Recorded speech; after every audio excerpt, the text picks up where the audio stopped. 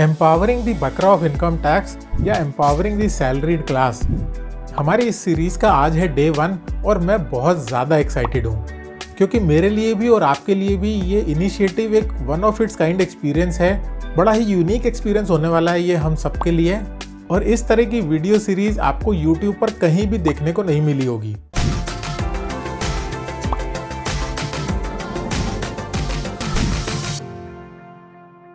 हाय, मेरा नाम है Gurpreet Singh Bhalla, husband of a wonder woman and a proud father of a super naughty girl.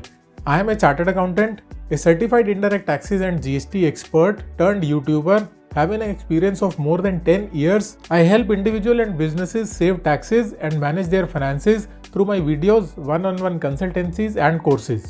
अगर आप लोग भी मेरी तरह एक्साइटेड हैं इस यूनिक इनिशिएटिव के लिए तो प्लीज़ नीचे कमेंट सेक्शन में जाकर अपने ओपिनियंस दीजिए, अपना फीडबैक दीजिए। क्या आपकी एक्सपेक्टेशंस हैं इस सीरीज़ से ये भी बताइए, सो दैट हम अपनी इस 30 डे सीरीज़ को आपकी रिक्वायरमेंट्स के हिसाब से मॉडिफाई कर पाएँ। आज हम अपनी इस वीडियो सीरीज़ के फर्स्ट पार्ट और फर्स्ट टॉपिक के बारे में डिस्कशन करेंगे और वो है सैलरी से जुड़े हुए कुछ बेसिक कॉन्सेप्ट्स। सबसे पहले स्टार्ट करते हैं कि सैलरी क्या होता है, what is salary.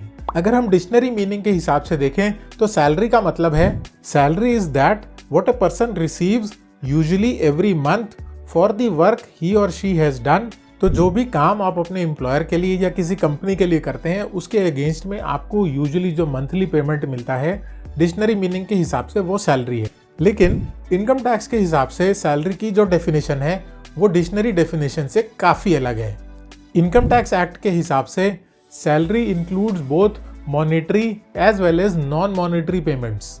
Monetary payments जैसे कि सैलरी, कमीशन, बोनस, अलाउंसेस और नॉन मॉनेटरी फैसिलिटीज़ का मतलब जैसे कि housing accommodation, interest free loan, medical treatments. और इनकम टैक्स के हिसाब से सैलरी में कुछ चीज़ें और भी हैं जो ऐड होनी चाहिए, वो है wages, pension, gratuity, fees, commission, perquisites या profits in lieu of salary, any advance salary, any payment received in respect of period of leave, leave encashment, provident fund या एनपीएस कंट्रीब्यूशन। तो इनकम टैक्स के हिसाब से salary में इतनी सारी चीज़ें इंक्लूड होती हैं। इसको देख के पैनिक मत होइए, इसको सिंप्लीफाई करके अपनी 30 डे सीरीज में समझेंगे और आपको बिल्कुल भी दिक्कत नहीं होगी। इस कॉन्सेप्ट को यहीं पर छोड़ के आगे बढ़ते हैं कि सैलरी ड्यू बेसिस पर लगती है या रिसीट बेसिस पर। ड्यू बेसिस का मतलब कि अगर आपकी 50,000 रुपये पर मंथ की सैलरी है और 12 महीने आपने किसी कंपनी में काम किया तो क्या आपको पूरे 6 लाख रुपए के ऊपर टैक्स देना है, या उस कंपनी ने किसी भी रीज़न से आपको 2 महीने की सैलरी अभी तक पे नहीं की है तो आपको सिर्फ 10 महीने की सैलरी पर ही टैक्स देना है जो आपको एक्चुअली में रिसीव हुई है। तो सैलरी के ऊपर टैक्स दोनों ही तरीक़ों से लगेगा। अगर आपकी सैलरी ड्यू हो गई है और आपको मिली नहीं है तो ड्यू बेसिस पर टैक्स लगेगा, यानी कि पूरे 12 महीने की। और अगर आपकी सैलरी ड्यू नहीं हुई है, आपको एडवांस में सैलरी मिल गई है, तो उस एडवांस पर भी टैक्स लग जाएगा।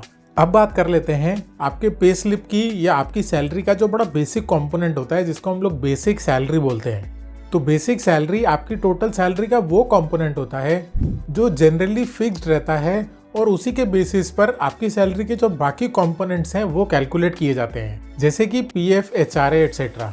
बेसिक सैलरी आपकी टोटल सैलरी यानी कि सीटीसी का जनरली 40 to 50% हिस्सा होता है। और अगर लेमैन लैंग्वेज में समझें तो बेसिक सैलरी ही वो पोर्शन है जो आपको एक्चुअली में काम करने के अगेंस्ट में मिल रहा है।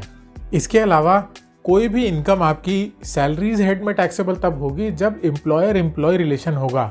अगर एम्प्लॉयर एम्प्लॉय रिलेशनशिप एग्जिस्ट नहीं कर रहा है तो आपकी वो वाली इनकम सैलरी में टैक्सेबल नहीं होगी, वो इनकम के किसी और हेड में टैक्सेबल होगी। तो ये है सैलरी के बेसिक्स कि आपकी बेसिक सैलरी क्या होता है और सैलरी में क्या क्या इंक्लूड होगा। हमारी empowering the salaried class series के डे 1 में बस इतना ही।